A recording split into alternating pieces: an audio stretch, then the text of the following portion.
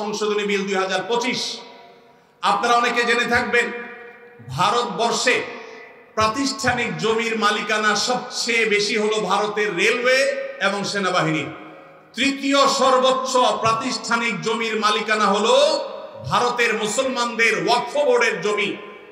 8.7 লক্ষ সম্পদের মালিক হলো মুসলমানদের ওয়াকফ বোর্ড।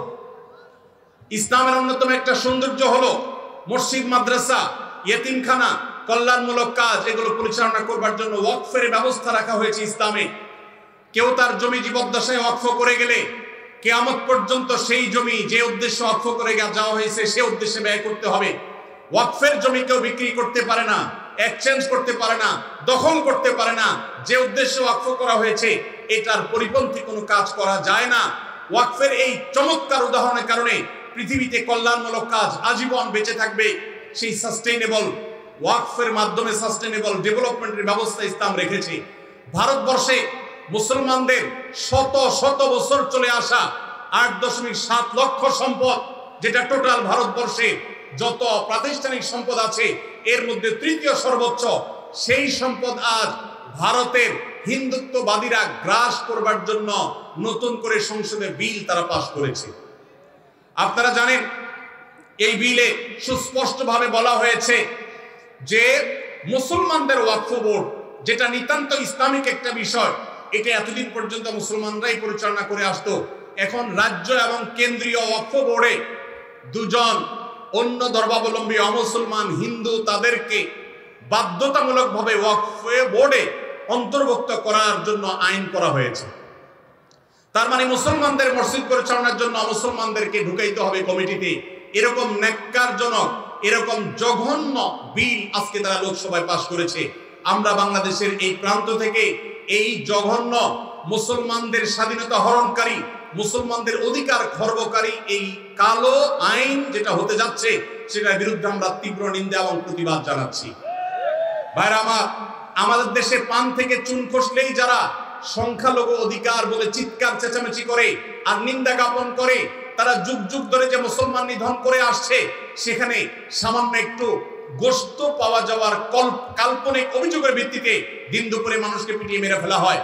হোলির রং গায়ে মাখতে না চাওয়ার কারণে দিন দুপুরে পিটিয়ে মানুষকে মেরে ফেলা হয়। তাদের উৎসবের নাম দিয়ে মুসলমানদের মসজিদগুলোকে ভাঙা হয় বুলডোজার দিয়ে। যেখানে 1000 বছরের পুরাতন বাবরি মসজিদ ভেঙে সেখানে রাম মন্দির নির্মাণ করা হয়। ওয়াকফ বোর্ডের উপরে কর্তৃত্ব প্রতিষ্ঠা করার মাধ্যমে মুসলমানদের লক্ষ লক্ষ সম্পদ, এটাকে হিন্দুরা তাদের মতো করে মসজিদ মাদ্রাসাগুলোতে আরো বহু রাম মন্দির প্রতিষ্ঠা করার আইনি ভিত্তি তারা তৈরি করেছে। এই কালো আইন, এই বিলের বিরুদ্ধে আমরা তীব্র প্রতিবাদ এবং নিন্দা জ্ঞাপন করছি। আমাদের দায়িত্ব হবে প্রত্যেকটা মানুষ ভারতবর্ষের মুসলমানদের বিরুদ্ধে এই ঐতিহাসিক জঘন্য যে পদক্ষেপ ভারত সরকার নিতে যাচ্ছে এর বিরুদ্ধে প্রত্যেককে যার যার জায়গা থেকে প্রতিবাদ জানাতে হবে। ওয়াকফ সম্পদ এটা মুসলমানদের অধিকারের ব্যাপার, সামাজিক এবং ধর্মীয় অধিকারের ব্যাপার। মুসলমানদের সে অধিকার থেকে তারা বঞ্চিত করছে। একের পর এক কালো আইন করে করে মুসলমানদেরকে বঞ্চিত করা হচ্ছে। আমরা নিন্দা জানাই। সেই সাথে ভারতের একটা আইন আছে, 12 বা 13 বছর যদি কেউ কোনো জমি নির্বাধায় দখল রাখতে পারে সে সেটা মালিকানা দাবি করতে পারে।